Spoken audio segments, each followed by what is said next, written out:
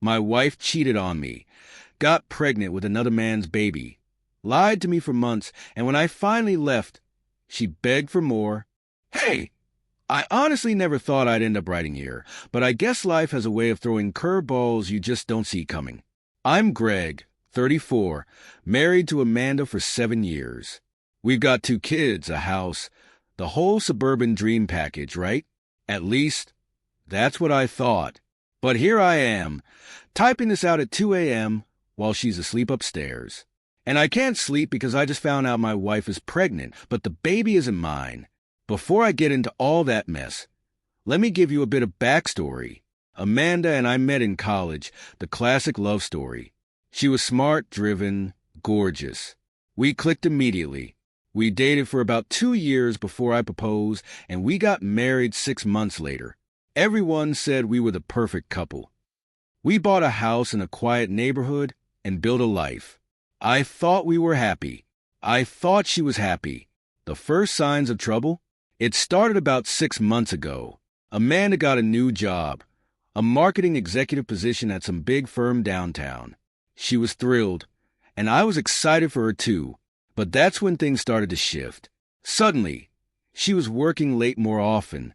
She'd mentioned her new coworker, David, more than I was comfortable with, but I brushed it off. She'd always been a social butterfly, and I trusted her. Why wouldn't I? We were married. We had a family. But then, she started changing. It was subtle at first. She'd be more secretive with her phone, more defensive when I asked about her day. And then she stopped initiating anything physical between us. I thought it was stress. Maybe the new job was overwhelming her, I reasoned. We even talked about trying for a 3rd child, but she kept pushing it off, saying it's not the right time. Turns out, there was another reason for that. I didn't want to believe anything was wrong. I convinced myself I was being paranoid. But deep down, I knew. I just didn't want to admit it. About a month ago, I hit my breaking point. Amanda had become so distant. It was like I didn't even recognize her anymore. She was either always at work or glued to her phone. And when she was home, she barely spoke to me. One night, after she got back late again, I asked her straight up, "Is there someone else?" She laughed. Actually laughed. "Greg, don't be ridiculous. It's just work stress. You know how demanding my job is." I wanted to believe her, but something about the way she dismissed my concerns felt off. Call it intuition, call it whatever, but it didn't sit right with me. Still, I let it go because I didn't want to be that husband, the jealous, overbearing one. I told myself to trust her, to give her space. But things didn't get better. They got worse. The final straw was 2 weeks ago. Amanda had left her phone on the kitchen counter while she was upstairs putting the kids to bed. It buzzed with a message from someone named D. I wouldn't normally snoop, but something told me to look. I unlocked her phone. It's not like we had secrets, or at least I thought we didn't. What I found shattered everything. It wasn't just one message. It was an entire thread of texts. Flirty, intimate, and explicit. The kind of stuff you don't send to a coworker unless there's something happening behind the scenes. And the worst part, she'd been meeting this guy, David, at a hotel while telling me she was stuck in late meetings. She had even sent him pictures, ones that I'll never be able to get out of my head. I felt like I couldn't breathe. The room was spinning, and my heart was pounding in my chest. I sat there, staring at the screen, not even sure what to do next. I heard Amanda coming downstairs, so I quickly locked the phone and shoved it back where I found it. She walked into the kitchen, smiling, asking what I wanted for dinner, and all I could think was, how long has she been lying to me? How long has she been sleeping with him? I didn't confront her right away. I don't know why. Maybe I needed to process it all, or maybe I was afraid of what would happen if I did. But I knew in that moment that my marriage was hanging by a thread. After finding those texts, everything changed. I couldn't look at Amanda without feeling sick, but I didn't know how to confront her. Part of me was scared. Scared of how she'd react. Scared of how it would blow up our lives. So, I kept it inside, trying to act normal while the betrayal ate me alive. A few days later, I couldn't hold it in anymore. Amanda was sitting on the couch, scrolling through her phone like nothing was wrong. I stood in the doorway, watching her, feeling a mixture of anger and heartbreak. Finally, I just blurted it out. "Who the hell is David?" She froze. Her eyes flicked up to meet mine, and for a split second, I saw panic. But then, she did something that threw me completely off guard. She smiled. "Oh, Greg, not this again. He's just a friend from work. Don't tell me you're getting jealous over nothing." I wasn't having it. "Nothing? You've been meeting him at a hotel, Amanda." I saw the text. The smile vanished, and her face turned cold. She didn't deny it, not even for a second. Instead, she crossed her arms and said, "So, you went through my phone? Real classy, Greg." I couldn't believe what I was hearing. No apology, no regret, just flipping it back on me, like I was the problem. "Are you kidding me? That's what you're worried about, not the fact that you've been sleeping with someone else." That's when the lies started pouring out. "We didn't sleep together, Greg. It wasn't like that. He's just someone I could talk to. Things between us, between you and me, haven't been right for a long time. You never listen. You don't care about what's going on with me." I stood there, stunned, as she twisted everything to make it my fault. I couldn't believe what I was hearing. "So this is my fault? You cheated because I'm not giving you enough attention." She didn't answer right away. Instead, she sighed, like she was exhausted by the whole thing. "Look, I'm not saying I'm innocent, okay? I messed up, but what did you expect? I needed someone who actually noticed me. And you've just been going through the motions." That hit me like a punch to the gut. All this time, I thought we were building something together, a life, a family, and now she was telling me it was all falling apart because I wasn't enough. After her words sank in, it felt like my world collapsed. I couldn't even respond. I just stood there, trying to understand how everything had gone so wrong, so fast. I wanted to scream at her, to make her understand what she was doing to me, to our family. But all I could manage was, "How could you do this?" Amanda rolled her eyes, as if I was being dramatic. "Greg, I already told you, it's not what you think. It wasn't like I planned this." I couldn't believe her lack of remorse. I shook my head, feeling the anger boiling up again. "So, what was it? Just some mistake? A one-time thing?" She hesitated, and in that moment I knew. "It's been going on for months, hasn't it?" She didn't answer right away, but her silence spoke volumes. I felt like I was going to be sick. "How many times, Amanda?" She looked down at her hands, avoiding my gaze. "I don't know. Greg, a few times, maybe more." Then she looked up at me, her expression hard. "But you need to understand, it wasn't just about the physical stuff. It was about me, feeling like I was invisible in my own home." That's when it all hit me at once. The late nights, the secrecy, the way she'd shut me out. And now she was pregnant, which was supposed to be this happy news for us, but instead, I had this horrible feeling creeping in. The thought made my stomach churn, but I had to ask, "Is it his?" The words felt like they were burning in my throat. She didn't answer right away, but the look on her face told me everything I needed to know. She tried to speak, but her voice was shaky. "Greg, I don't know. It might be." That was it. That was the moment the ground beneath me gave way. I felt like I was free falling, and there was nothing to catch me.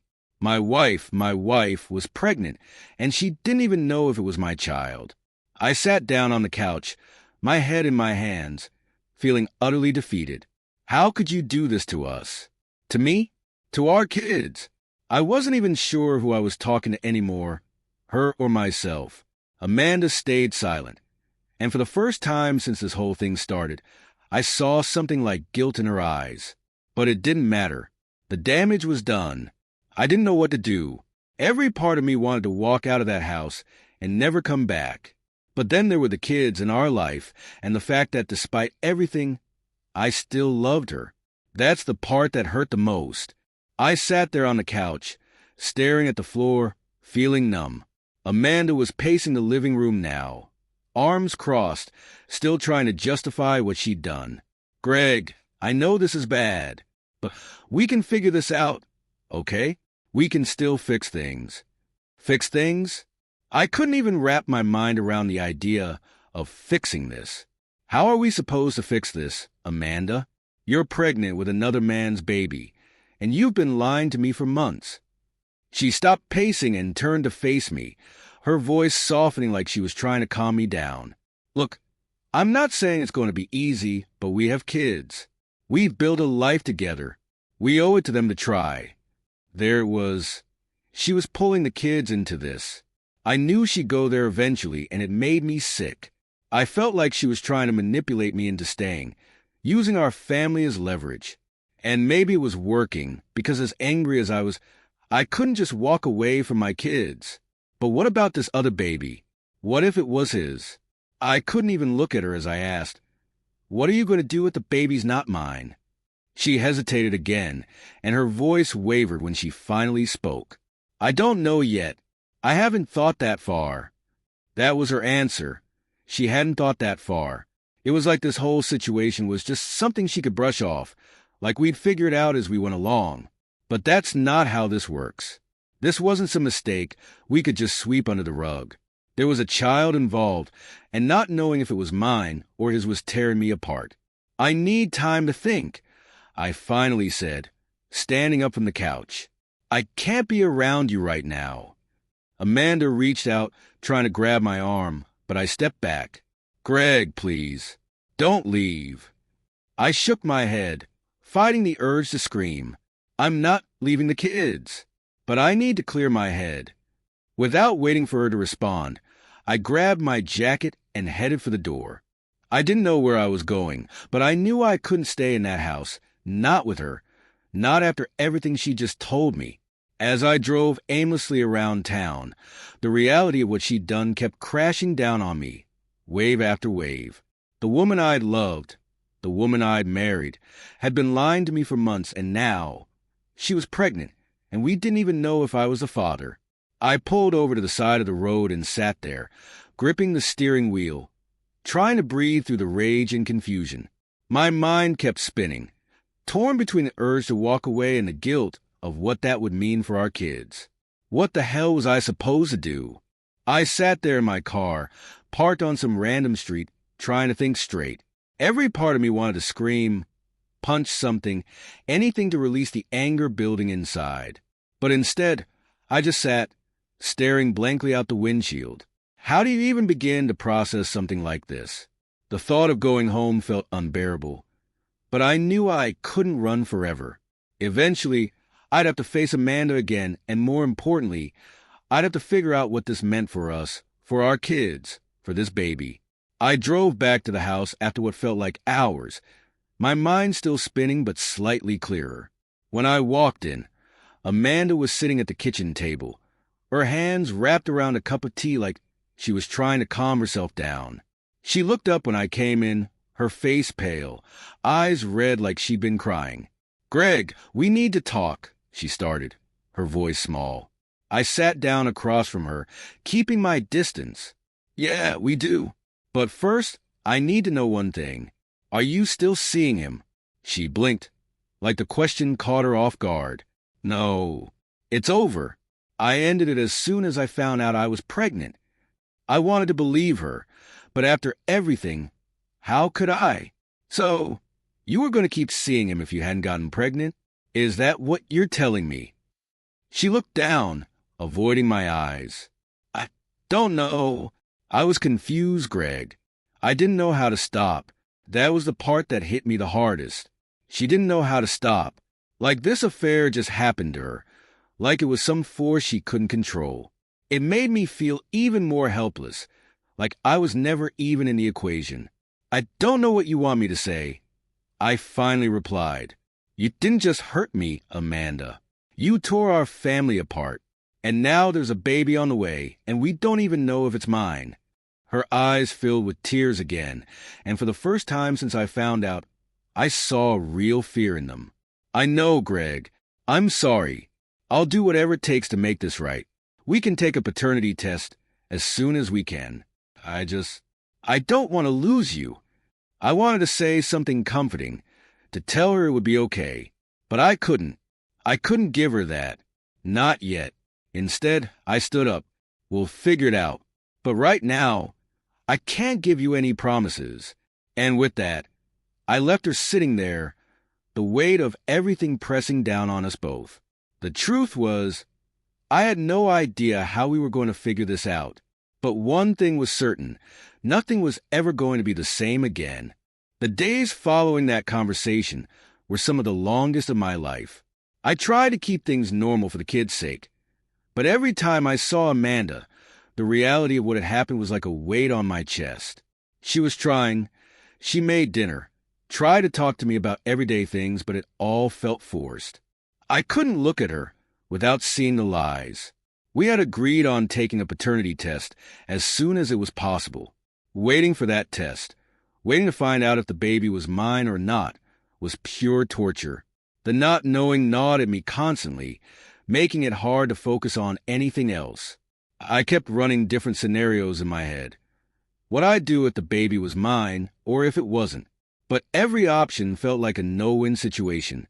Amanda, on the other hand, was acting like we could move past this.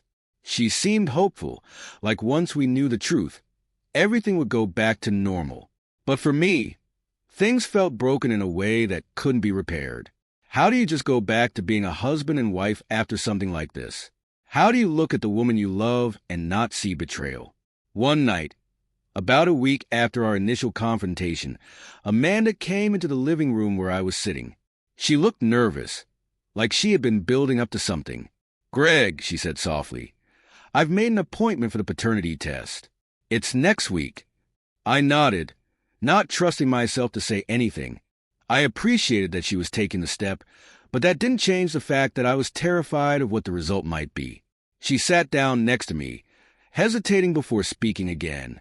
"I know I don't deserve your forgiveness, but I want to fix this.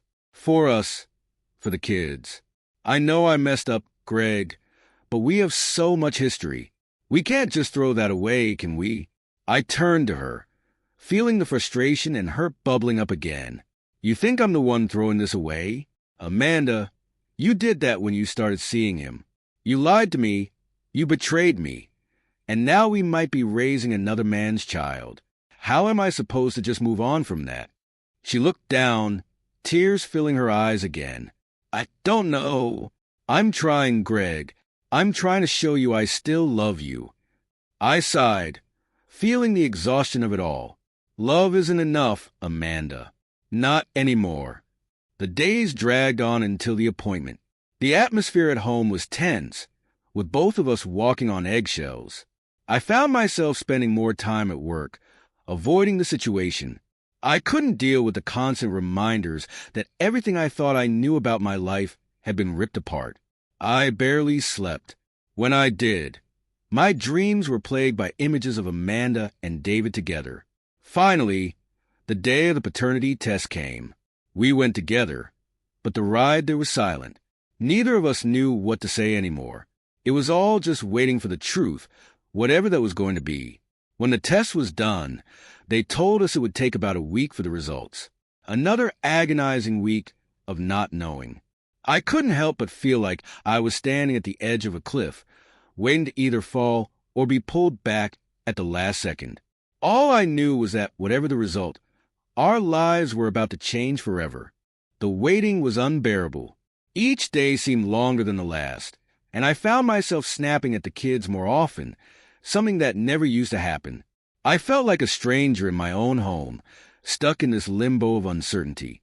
Amanda kept her distance, sensing that I needed space, but every time I saw her, all I could think about was the test. One evening, after a particularly rough day, I found myself pacing around the house, avoiding her. My phone rang. It was a clinic. My heart dropped into my stomach. This was it. I picked up the call, barely able to focus on the words coming through the line. "The results are in. You can come pick them up tomorrow." I hung up without saying much, my mind racing. Tomorrow, I'd know if this child was mine or not. Tomorrow, I'd have to make decisions about a future I hadn't asked for. Amanda must have noticed something was off, because she came over to me. Is everything okay? I couldn't even look at her. The results are ready. I'll pick them up tomorrow. She nodded, biting her lip. Neither of us knew what to say. There wasn't much left to say, really. We were both waiting for the verdict that would determine whether our marriage had any chance of survival. The next morning, I headed to the clinic, my stomach in knots. The drive felt endless, and by the time I got there, my palms were slick with sweat. The receptionist handed me an envelope, and for a moment, I just stared at it, terrified of what I might find inside. I walked back to my car, gripping the envelope tightly. I didn't open it right away. Instead, I sat there, staring at the thing like it had the power to destroy me, and maybe it did. I don't know how long I sat there, but eventually, I couldn't wait any longer. With shaking hands, I ripped open the envelope. My eyes scanned the paper, and there it was. The baby was mine. The wave of relief that hit me was overwhelming. I leaned back in my seat, exhaling deeply for what felt like the first time in weeks. But as the relief settled, so did the reality of everything else. Yes, the baby was mine, but Amanda had still cheated, had still lied for months. That hadn't changed. I drove home, still unsure of what to do. The child might be mine, but the betrayal still hung heavy between us. When I walked into the house, Amanda was waiting, her eyes filled with questions. "Well?" she asked, her voice barely a whisper. I handed her the paper. "It's mine." She let out a breath, her shoulders sagging as if a huge weight had been lifted. Thank God. But I couldn't share in her relief. "This doesn't fix anything, Amanda," I said quietly. "The baby being mine doesn't erase what you did." She nodded, tears brimming in her eyes again. "I know, but maybe it's a sign that we can still save us." I wanted to believe that. I wanted to believe that this result meant we had a shot at repairing what was broken. But deep down, I wasn't sure anymore. Even after the paternity results confirmed the baby was mine, nothing felt easier. If anything, it felt more complicated. The relief of knowing I was a father didn't change the fact that our marriage was hanging by a thread. Amanda seemed hopeful that we could move forward, but I was still stuck in the past, replaying everything over and over in my head. The lies, the affair, the betrayal. We tried to fall back into our routine for the kids' sake. I kept going to work, kept coming home, but there was always this tension between us. Amanda was trying. I could see that. She'd cook dinner, ask about my day, try to engage with me, but I couldn't meet her halfway. Every time I looked at her, I saw her with David. Every time she smiled, I wonder how many times she had smiled like that with him. I started spending more time at the office, avoiding being home as much as I could. I'd tell myself I was doing it to give us both space, but deep down, I knew I was running from the fact that our marriage was broken in a way I didn't know how to fix. I didn't even know if I wanted to fix it. One night, after putting the kids to bed, Amanda sat down next to me on the couch.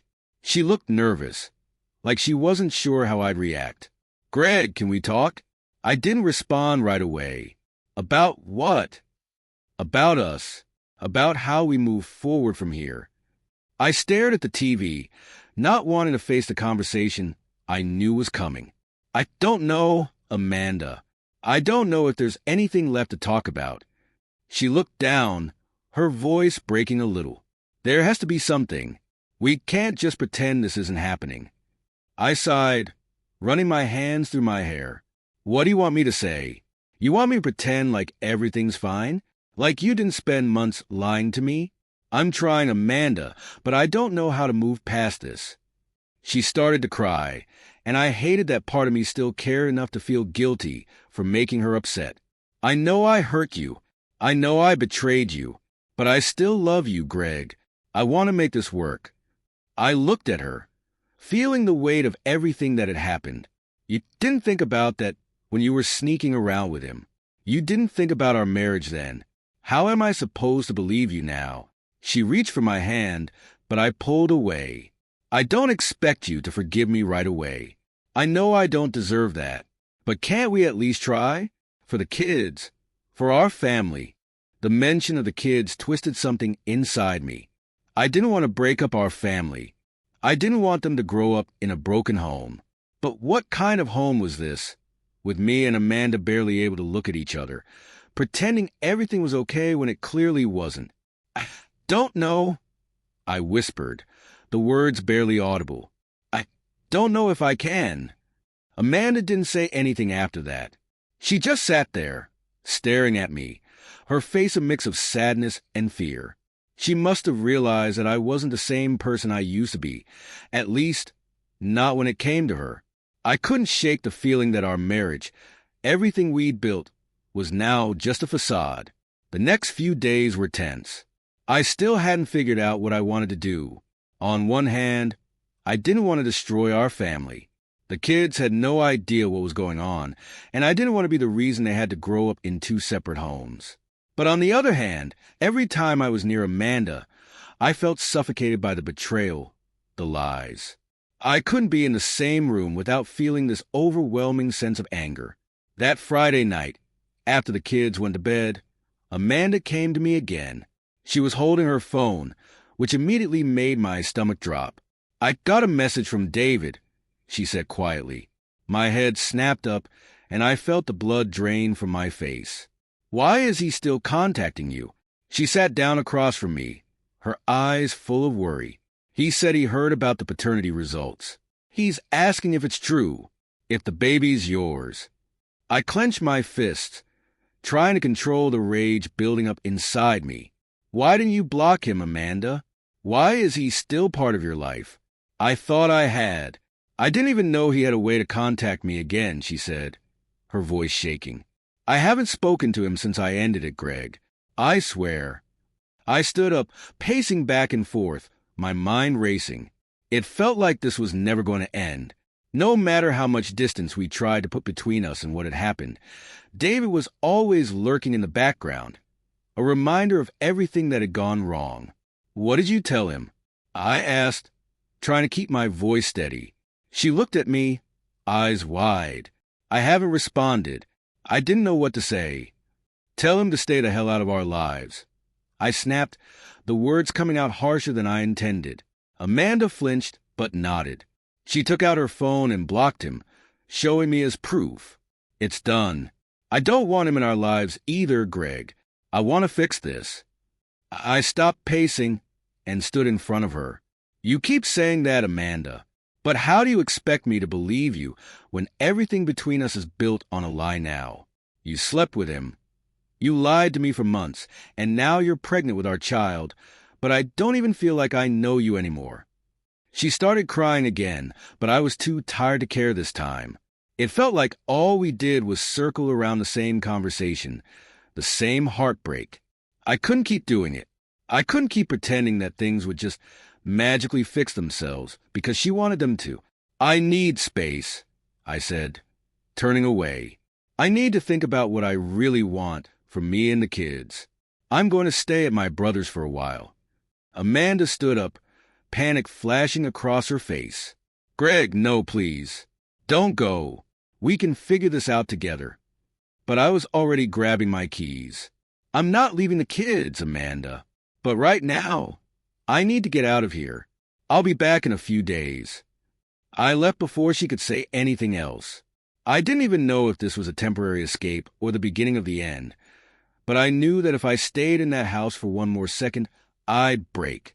Staying at my brother Matt's place felt like both a relief and a weight on my shoulders. Matt didn't ask too many questions at first, just offered me a beer and a place to crash. He knew something was wrong, but he didn't push. That first night, I slept better than I had in weeks. The constant tension of being around Amanda had vanished, even if the uncertainty about our future remained. The next morning, I sat at the kitchen table, staring at my phone. I'd told Amanda I'd check in on the kids, but part of me didn't even want to talk to her. I needed this time to clear my head, to figure out what life would look like if we split for good. Would I be able to move on? Could I co-parent with her while dealing with the anger and hurt? Matt finally broke the silence. You want to talk about it? I sighed, rubbing my temples. It's a long story. He shrugged. I've got time.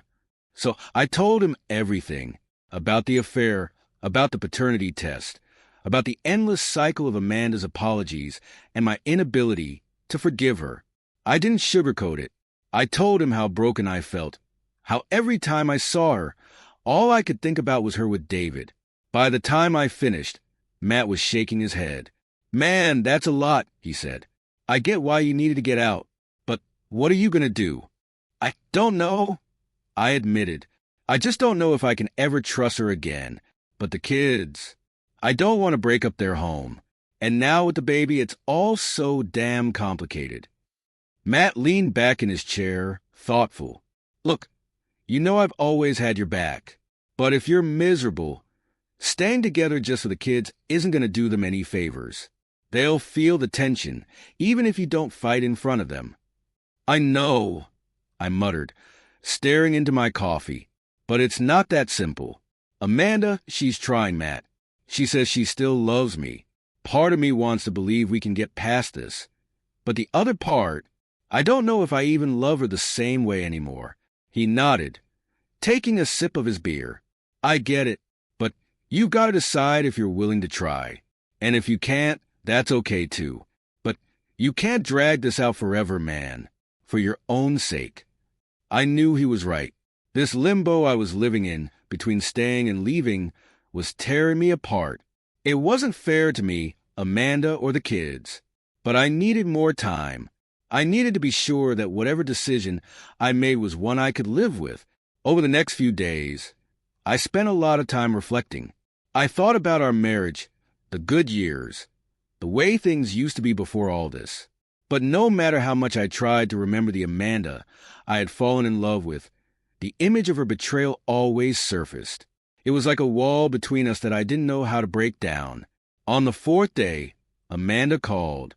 I let it ring a few times before picking up. How are the kids? I asked, skipping the pleasantries. They're okay, she said, her voice tentative. They miss you. I told them you had to help Uncle Matt with some things, but, Greg, when are you coming back? I didn't answer right away. I don't know yet. I still need some time. There was silence on the other end, and when she spoke again, her voice cracked. I miss you. I know I've ruined everything, but I can't do this without you.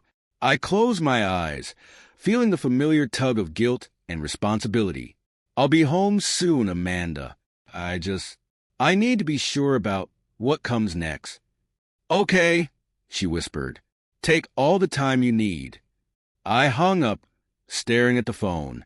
I wanted space and I got it. But now, I was no closer to an answer than when I'd left. All I knew was that when I went back, something had to change one way or another. I stayed at Matt's for another 2 days, trying to prepare myself for what was waiting at home. My thoughts felt like a pendulum, swinging between the idea of staying and the need to leave. I kept asking myself the same question over and over. Could I ever truly forgive Amanda? Could I ever trust her again? Finally, on the 7th day, I packed my bag and told Matt I was going home. He gave me a pat on the back and said, "Whatever you decide, just make sure it's what you want." The drive back felt heavier than when I left. I wasn't just returning to my house. I was walking into the reality of whatever my future was going to be. When I pulled into the driveway, the house looked the same as it always did, but I felt like a stranger coming back after a long absence. I opened the door to find Amanda sitting at the dining room table, staring down at her phone. She looked up when I walked in, her face filled with a mix of hope and fear. She stood up slowly, unsure of what to say, and I could see how much this past week had weighed on her. "Hey," she said softly, almost like she was afraid I wouldn't respond. I set my bag down by the door, feeling the tension between us like an invisible wall. "Hey." The silence stretched out, and I realized this was the moment I had been avoiding since the day I found out. I had to decide now.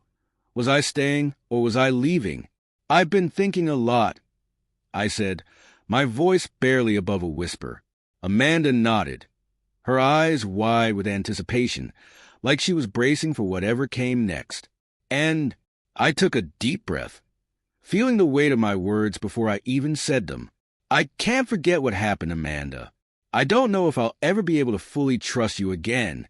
I've been trying to see a way forward, but no matter how much I want to, that betrayal is always there. Her eyes filled with tears, but she didn't interrupt. She just listened, her face crumbling as the truth hit her. I love our kids, I continued, and I'm going to be here for them.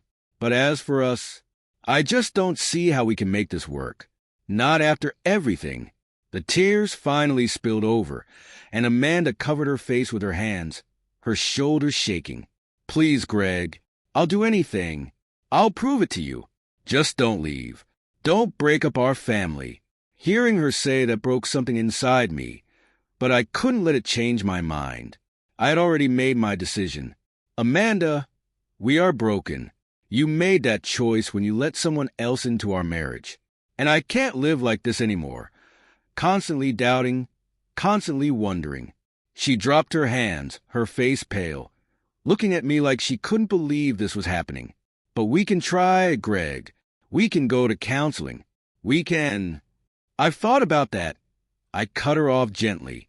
But the truth is, I don't know if I can ever feel the same way about you again. And I don't want to drag this out, pretending we can fix something that's beyond repair. Amanda let out a shaky breath, wiping at her eyes. So, this is it? You're leaving? I shook my head. I'm not leaving the kids. I'll never leave them. But as for us, as for this marriage, I think it's over. The words felt final, like a weight lifted off my chest and dropped between us. Amanda sobbed quietly, and for a moment, I wanted to comfort her, to tell her everything would be okay. But I couldn't lie anymore. Everything wasn't okay, and it probably wouldn't be for a long time. I'll stay here until we figure out the next steps, I said, my voice steady. For the kids. But we need to start thinking about what comes next for us. Separate lives, separate paths. Amanda nodded, though it was clear she was still struggling to accept it. I'm sorry, she whispered through her tears, for everything. I know, I said softly, and I wish that were enough. We stood there in silence, two people who had once built a life together, now watching it crumble around us. And in that silence, I knew I had made the right choice, for me, for the kids, and maybe even for Amanda. There was no going back, but maybe that was the point. It was time to move forward, no matter how painful it might be. And so, I took the first step.